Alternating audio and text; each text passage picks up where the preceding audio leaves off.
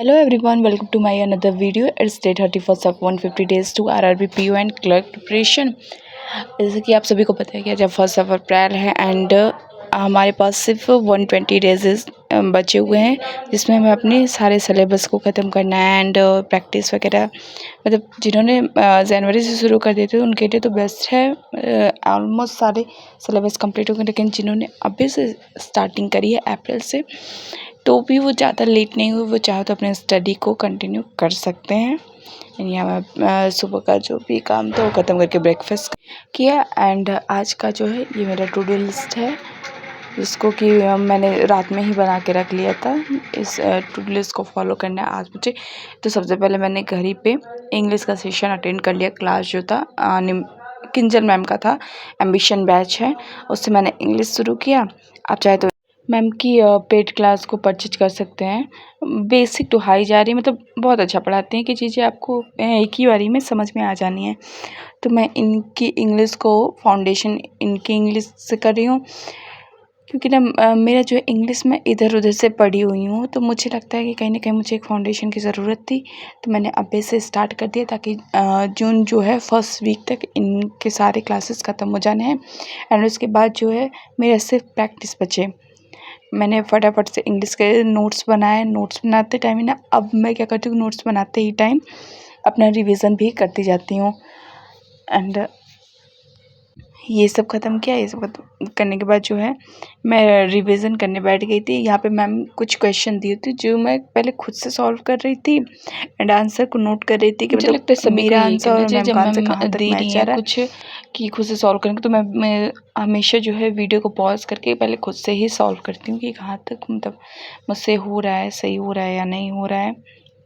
And यहाँ पे जो ये क्वेश्चन था ये मेरा मतलब मैम से पूरा टोटली मैच हो गया, मेरा सही था। नोट्स का रिवीजन किया एंड आज ना मुझे एक मोटिवेशनल कोट मिला था जो कि मैंने नोट कर लिया है।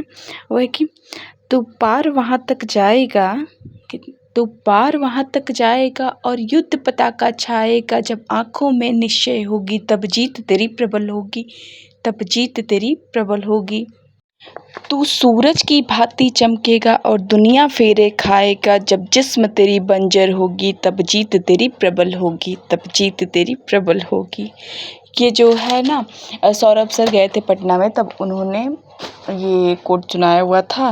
मुझे अच्छा लगा, मैंने अपने जो है इंग्लिश के नोट्स पे भी इसको नोट कर लिया एंड इसके बाद जो है मैं लाइब्रेरी चली गई। लाइब्रेरी जाके जो है मैथ्स का रिवीजन किया, मतलब प्रैक्टिस सेट था लगाया, मिसिंग नंबर सीरीज़ लगाया एंड ये रेशियो के जो है 20 क्वेश्चन सॉल्व किए।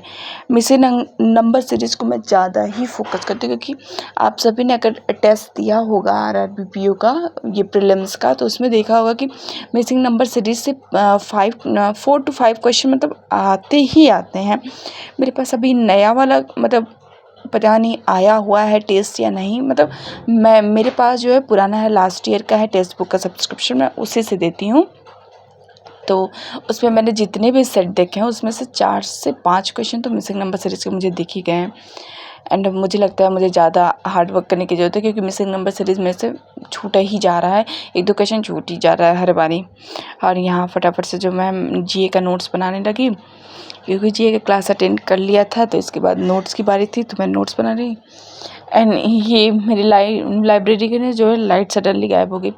एक्चुअली हमारे वहाँ जो है ना अभी इस टाइम दिन में लाइट नहीं होती है, बिकॉज सबके यहाँ जो है फसलें हो चुकी हैं एंड तूफ़ान रहता है, थोड़ा थोड़ा हवा भी चलता है, तो फसल ख़राब होने के चांसेस होते हैं। तो दोपहर के टाइम में लाइट नहीं होती है, तो लाइब्रेरी का जनरेटर जो है बंद हो गया था। फिर कुछ देर बाद चला, फिर वहीं पे जो है मैं रीजनिंग का प्रैक्टिस करके ही घर आई गई थी। घर आने के बाद जो है मैंने अब ये करंट अफेयर ना इनका शुरू किया, कपिल कतवाल सर का।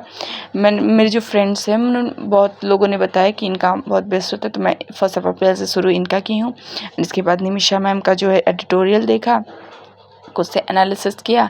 एडिटोरियल के बाद मैं इस टाइम जो है ना वो कैप को नोट नहीं कर रही हूँ, मैम की जो PDF देती हैं टेलीग्राम ग्रुप में वही सिर्फ पढ़ती हूँ, क्योंकि उसमें जो मैम ना एक्स्ट्रा वर्ड जो भी बताती हैं उसको भी उसमें दे देती है, तो ज़्यादा आसान होता है, लिखना नहीं पड़ता। लिखने में जो है ना ज़्यादा टाइम चला जाता था, तो अब मैं उसी से ये एडिटोरियल ख़त्म करने के बाद वहीं से जाके सारे वोकैब का रिवीजन कर लेती हूँ। एंड रात में डिनर किया, डिनर में था कि आलू के फलहार एंड साबूदाने की खीर, क्योंकि मेरी दीदी का फास्ट था तो उन्होंने यही बनाया था, तो मैंने भी यही खाया। सो गए, मिलते हैं नेक्स्ट ब्लॉग में, बाय बाय।